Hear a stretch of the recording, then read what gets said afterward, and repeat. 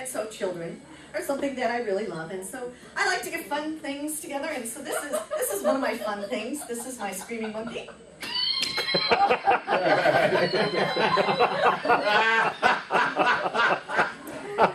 Tonight, I decided that what I'm going to do is I'm going to read one of my favorite stories that I like to share with young children.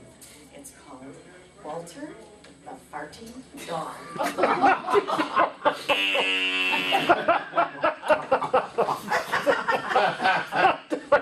Must be a theme. There's a theme tonight. Or reading farts. It is reversed, right? Walter the Farting Dog, illustrated by Audrey Coleman, and the book is by William Cotswingle and Glenn Murray. Betty and Billy brought Walter home from the dog pound. Nobody wanted him, said Billy. But we love him, said Betty. Well, he smells awful, said their mother. I think you better give him a bath.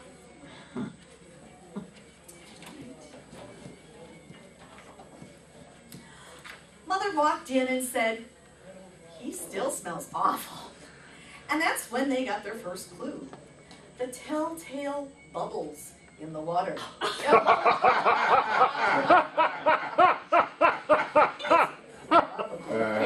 Just a little nervous, said Mother.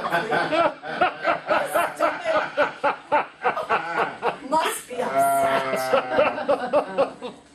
But Walter's stomach wasn't upset. Walter's stomach was fine. He felt perfectly normal. He just farted a lot. He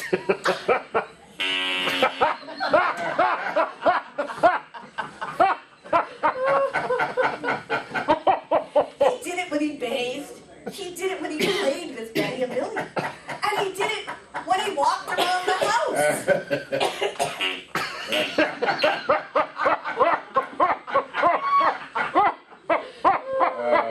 He did it in the dining room. He did it in the kitchen.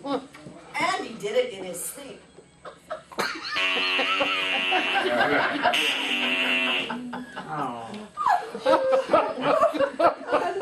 That dog farts. Morning, noon, and night, said Father. You can't help it, Daddy, said Betty and Billy. They didn't mind Walter's farts.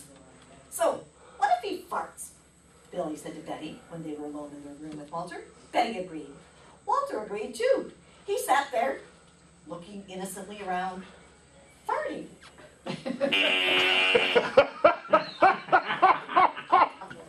Take him to the vet, said Father.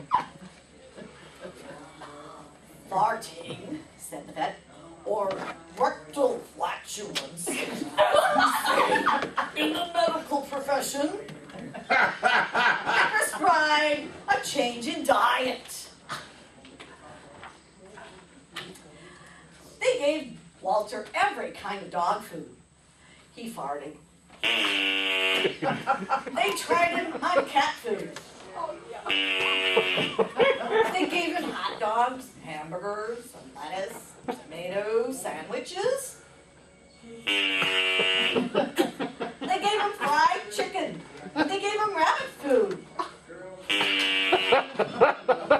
They made him a vegetarian. No matter what that dog eats, he turns it into, roared Father. Lord, Father. Walter got the blame for everybody else's farts too. If Uncle Irv let one slip, he just and Walter. Okay. And then all he had to say was, Walter!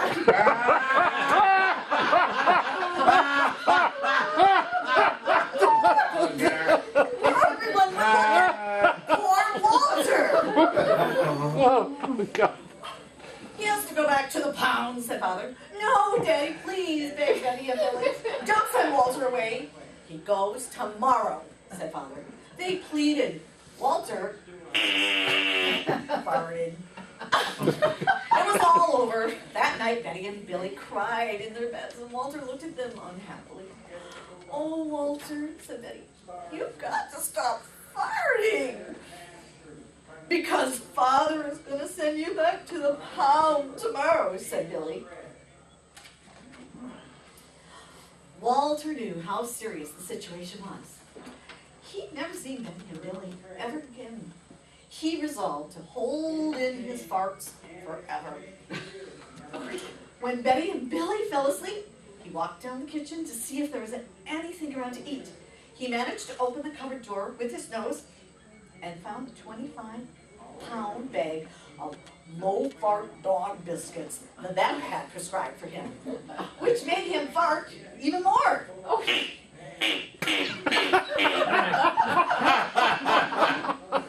Even though he knew they made him fart more, he couldn't resist.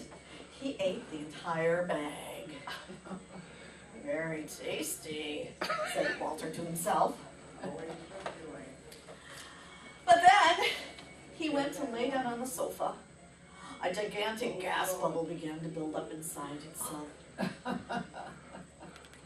"This is going to be trouble," he said to himself nervously.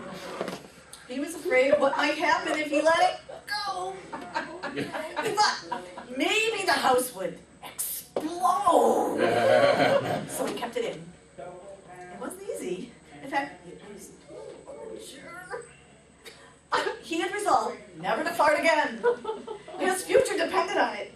As he lay there and his tail wrapped tightly between his legs, he heard a noise at the window.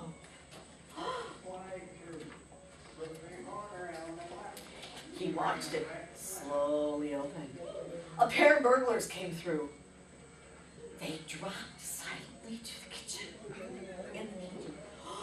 "Watch out for the dog," said one of the burglars.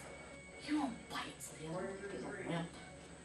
Walter might have bitten him, except he was so filled with gas he couldn't move. They tied a rag around his snout so he couldn't bark. "Okay," whispered the first burglar, "let's clear the place out." They took everything they could get their hands on.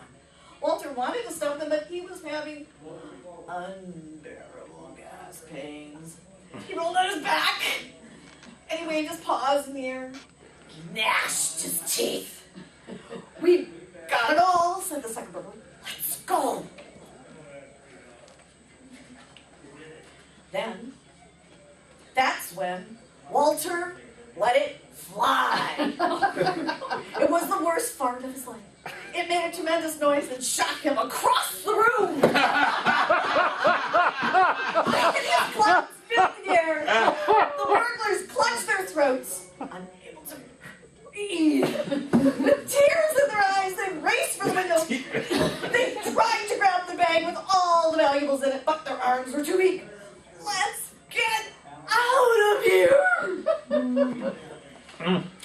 They jumped out the window and ran up the block, choking and gasping for air. Still blinded by Walter's attack, they stepped in the headlights of an approaching police car. "Hold it right there," said the policeman.